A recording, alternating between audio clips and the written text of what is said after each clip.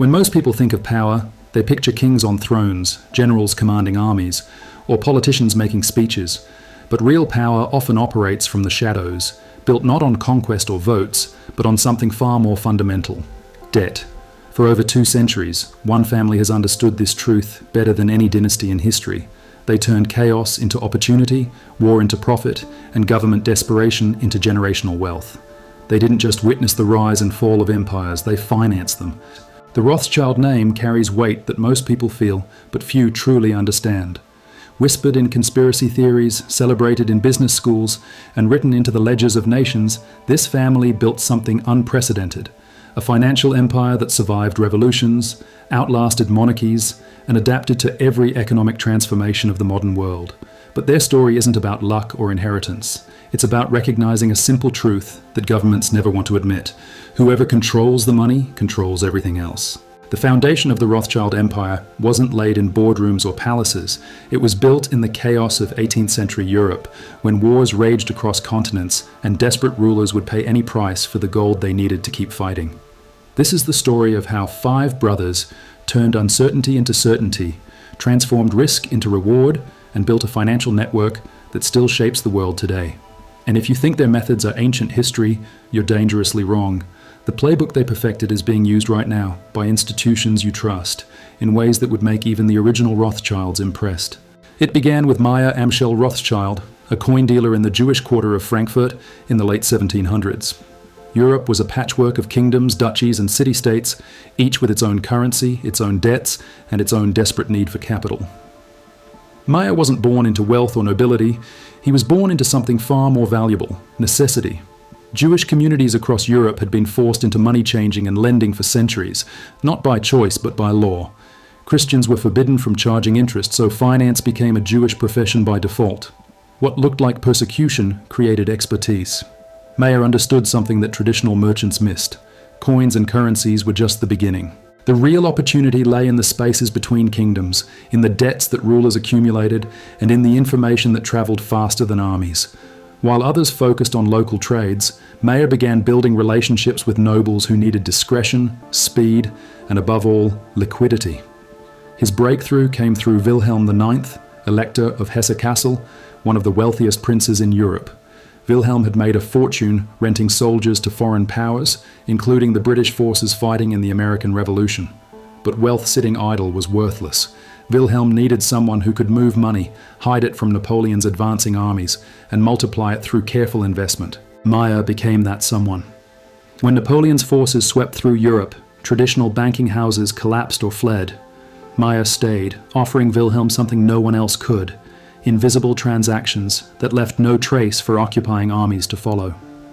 Gold disappeared from Wilhelm's coffers and reappeared as investments in London, Amsterdam, and Vienna. The Elector's wealth didn't just survive Napoleon's conquest, it grew. And Meyer's commission on every transaction built the foundation for everything that followed. But Meyer's true genius wasn't in the deals he made, it was in the network he created. He had 5 sons, and instead of keeping them close, he sent them to the financial capitals of Europe. Nathan went to London, James to Paris, Karl to Naples, Salomon to Vienna, and Amschel remained in Frankfurt. This wasn't just family expansion, it was strategic deployment. Each brother established a banking house in his city, but they operated as a single entity. Information flowed between them faster than any government communication. Capital moved across borders as if frontiers didn't exist. And most importantly, they could coordinate their actions in ways that no single bank, no matter how large, could match. The brothers didn't just compete with existing banks, they made them obsolete. Traditional banking was local, slow, and dependent on physical transport of gold and silver. The Rothschilds created something new, a financial network that transcended borders. When a king in Naples needed gold, Karl could provide it instantly, using funds from Nathan in London. When the British government needed to pay troops in Spain, Nathan could arrange payment through James in Paris, even though Britain and France were at war. They turned the fragmented, chaotic financial system of Europe into their private highway. The Napoleonic Wars became their laboratory. While armies clashed and empires rose and fell, the Rothschilds quietly financed all sides. They understood something that generals and politicians missed. Wars are won by whoever can sustain them longest, and sustainability comes down to money.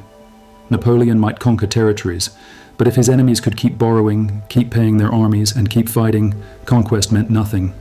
The Rothschilds became the invisible quartermasters of coalition warfare, ensuring that Britain and its allies never ran out of gold. Their most legendary coup came at Waterloo in 1815. While the battle raged, Nathan Rothschild had positioned agents across the battlefield, not to fight, but to observe. The moment Wellington's victory became clear, Rothschild couriers raced to London with the news, arriving hours before official government dispatches. Nathan didn't just know the outcome first. He acted on it. In those crucial hours, while London still feared defeat, Nathan quietly bought British government bonds that everyone else was selling in panic. When the official news arrived and confidence returned, those bonds soared in value. In a single day, Nathan multiplied his wealth and cemented the family's reputation as masters of information and timing. But Waterloo was more than just insider trading. It was proof of concept for a new kind of power.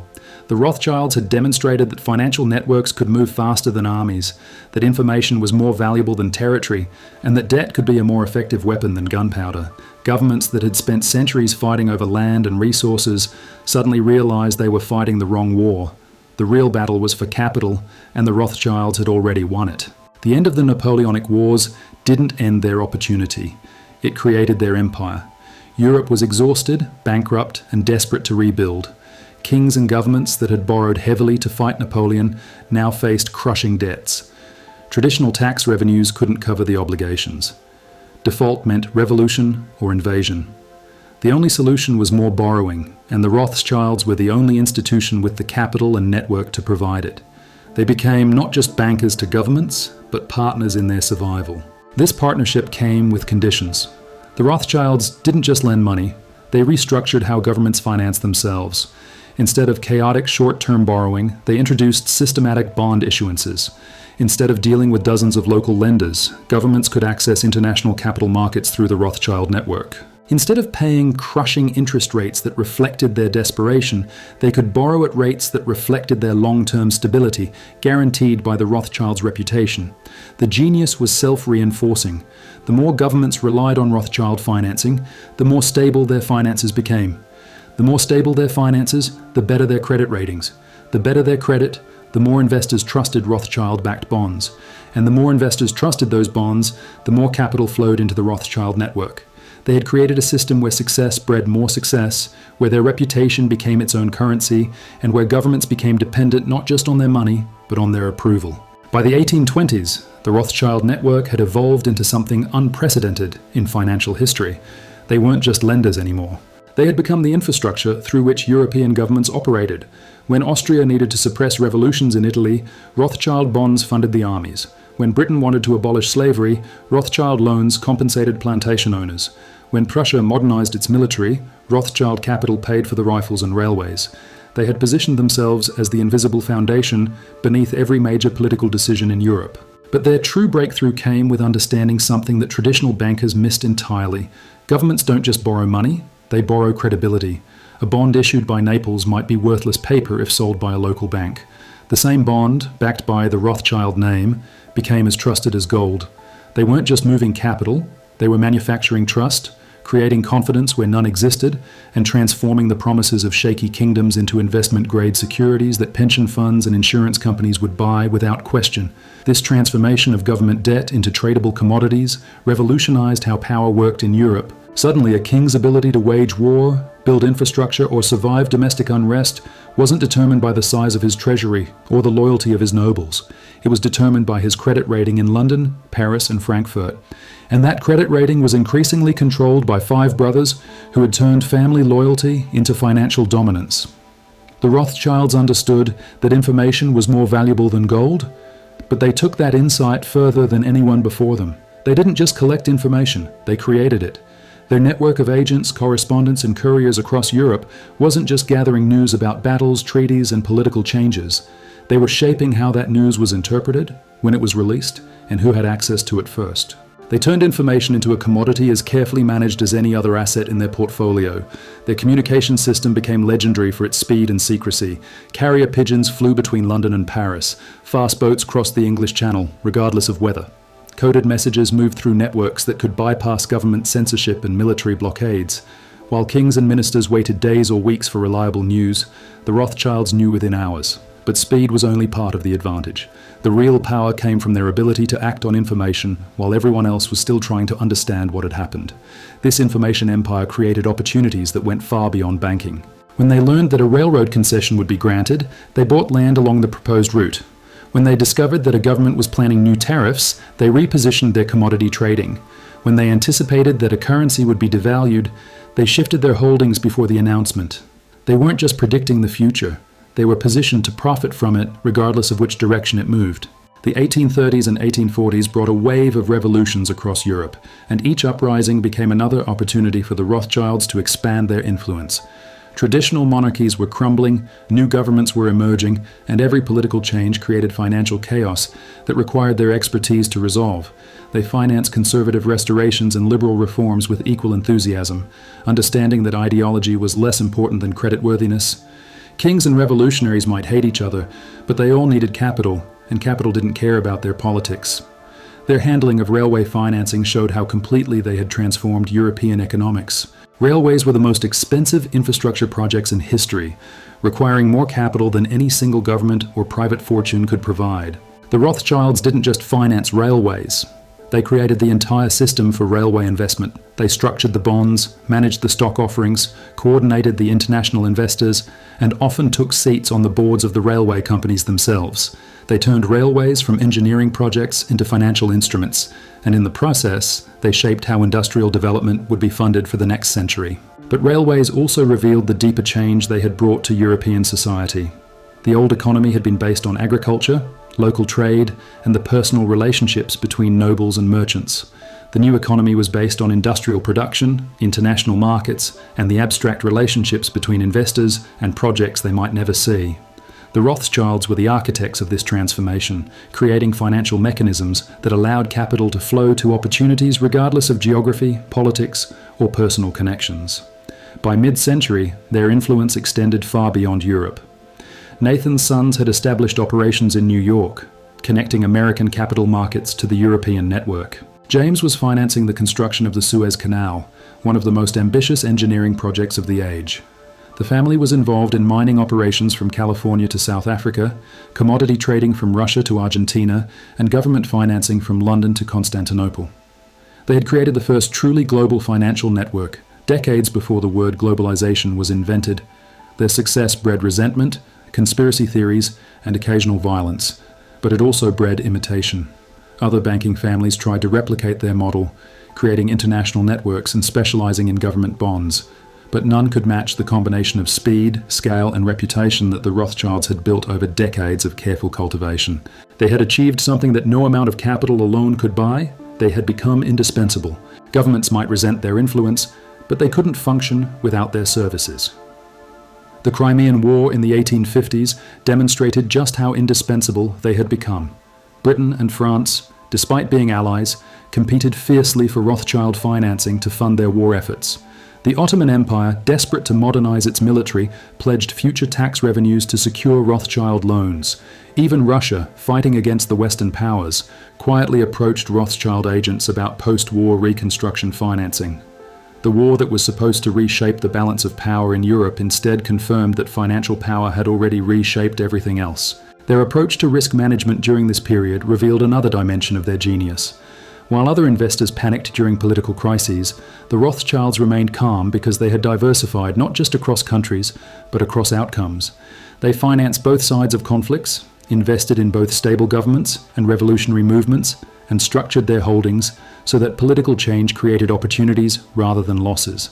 They had learned to profit from uncertainty itself, turning the instability that terrified other investors into the volatility that generated their returns. This mastery of risk extended to their internal operations as well. The 5 banks operated independently enough that problems in one country couldn't destroy the entire network, but coordinated enough that success in one market could be leveraged across all others. They had created a system that was simultaneously centralized and decentralized, unified in strategy, but flexible in execution. It was a structure that could adapt to any political or economic environment, because it wasn't dependent on any single government or market for its survival. The true test of their system came in the 1860s when the world they had helped create began tearing itself apart.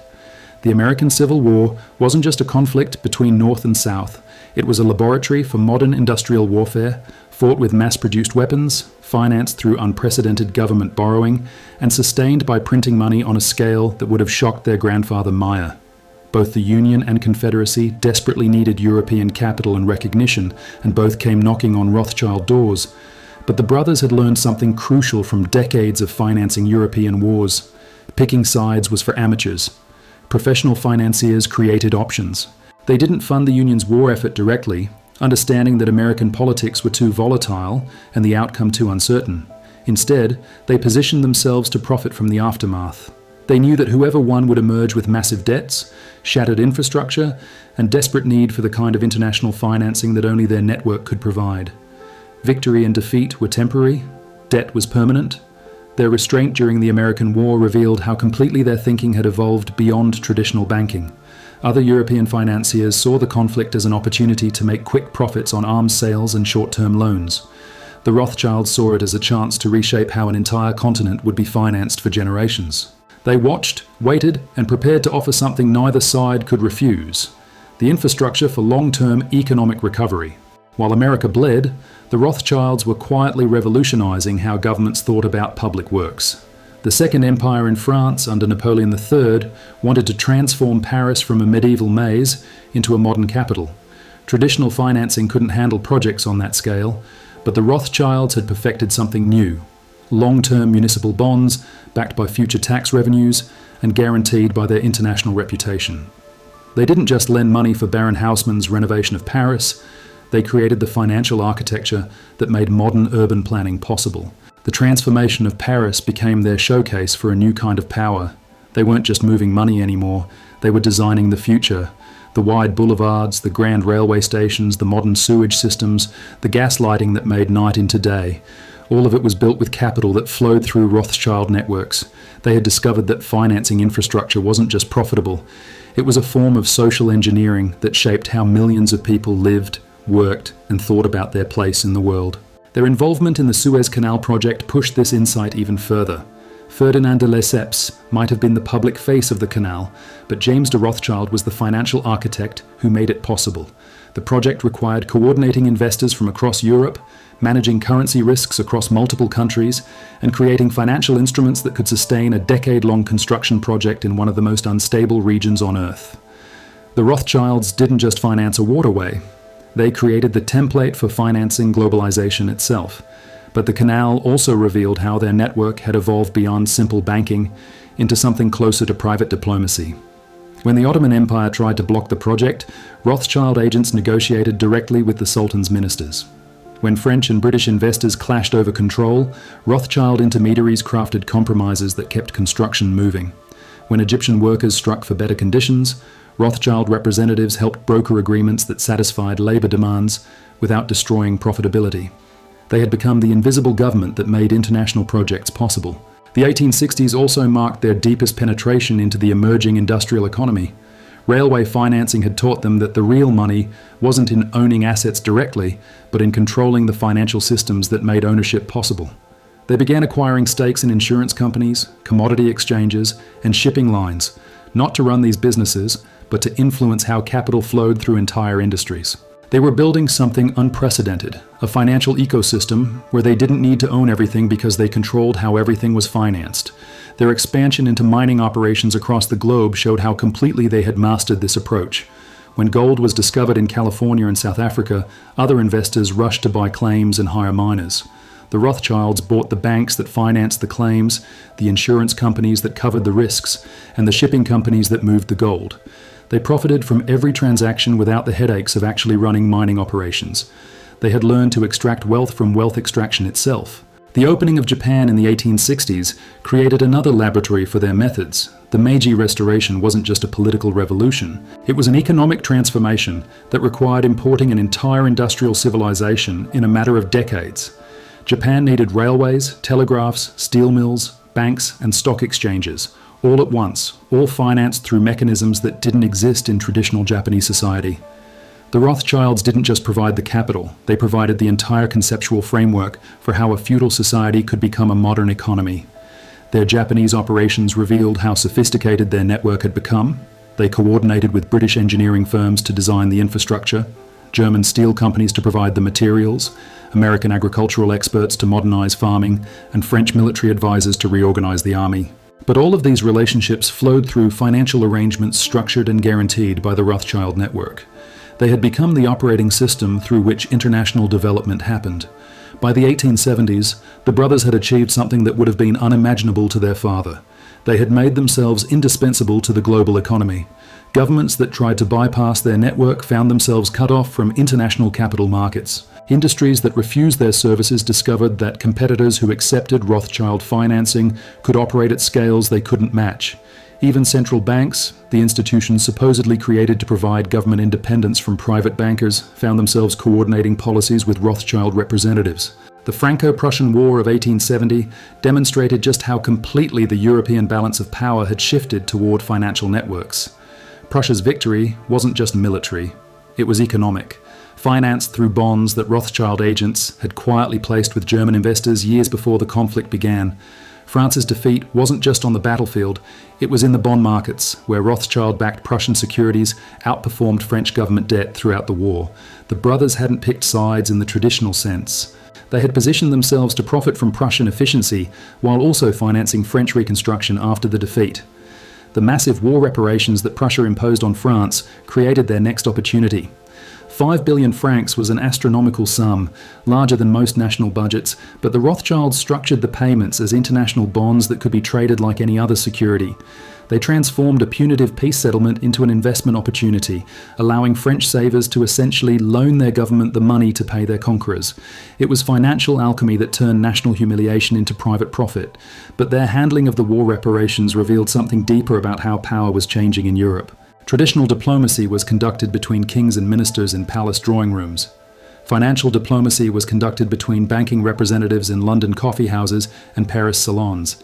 The Rothschilds had created parallel channels of international relations that often moved faster and achieved more concrete results than official government negotiations. They weren't just financing policy, they were making it. Their success in turning war debts into investment opportunities attracted imitators and competitors, but also growing political opposition. Socialist movements across Europe began targeting them as symbols of everything wrong with the new industrial economy. Conservative politicians denounced them as rootless cosmopolitans who put profit above patriotism. Liberal reformers attacked them as monopolists who stifled competition and innovation. But criticism, however intense, couldn't change the fundamental reality. The European economy now depended on systems that the Rothschilds had created and still controlled.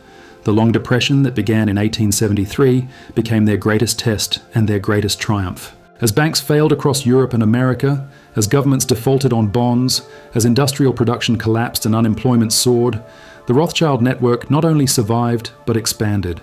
They had sufficient capital reserves to buy assets at depression prices, sufficient international connections to shift investments away from failing markets, and sufficient reputation to attract flight capital from investors who had lost confidence in everything else. Their behavior during the Depression revealed how completely they had internalized the lessons of previous crises. While other financiers panicked and tried to liquidate their holdings, the Rothschilds remained calm and methodically acquired undervalued assets. While governments imposed tariffs and tried to protect their domestic industries, the Rothschilds maintained their international networks and profited from the arbitrage opportunities that trade restrictions created. While ordinary citizens suffered through years of deflation and unemployment, the Rothschilds positioned themselves to benefit from the eventual recovery that they knew would come. The Depression also accelerated their evolution from bankers into what we might recognize today as investment managers. They began offering services not just to governments and large corporations, but to wealthy individuals who wanted access to international markets and professional asset management. They created some of the first international investment funds, allowing European aristocrats to invest in American railways or British colonial ventures without dealing directly with foreign markets.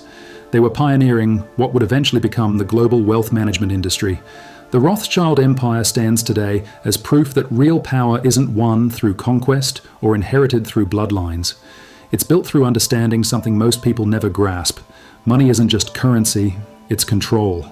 For over 2 centuries, this family turned chaos into opportunity, transformed government desperation into private wealth, and built a financial network that outlasted every empire they financed. They didn't just survive revolutions, wars, and economic collapses, they profited from all of them. Their methods weren't magic, they were systematic. They understood that information travels faster than armies, that debt is more binding than treaties, and that governments will always choose borrowing over taxing when crisis strikes. They positioned themselves not as subjects of any single nation, but as partners to all nations that needed capital. And in a world where every government eventually needs capital, that made them indispensable. The playbook they perfected is still running today. Central banks coordinate policies across borders. International bond markets determine which governments can spend and which must cut. Financial networks move capital faster than any army could march. The names have changed, the institutions have evolved, but the fundamental truth remains. Whoever controls the flow of money controls everything else. History doesn't repeat, but it teaches the same lesson over and over. Real wealth isn't built by trusting the system. It's built by understanding how the system actually works and positioning yourself accordingly. The Rothschilds learned that lesson first, and they've been teaching it to anyone willing to pay attention for over 200 years. If this opened your eyes to how power really operates, hit subscribe. History has the answers.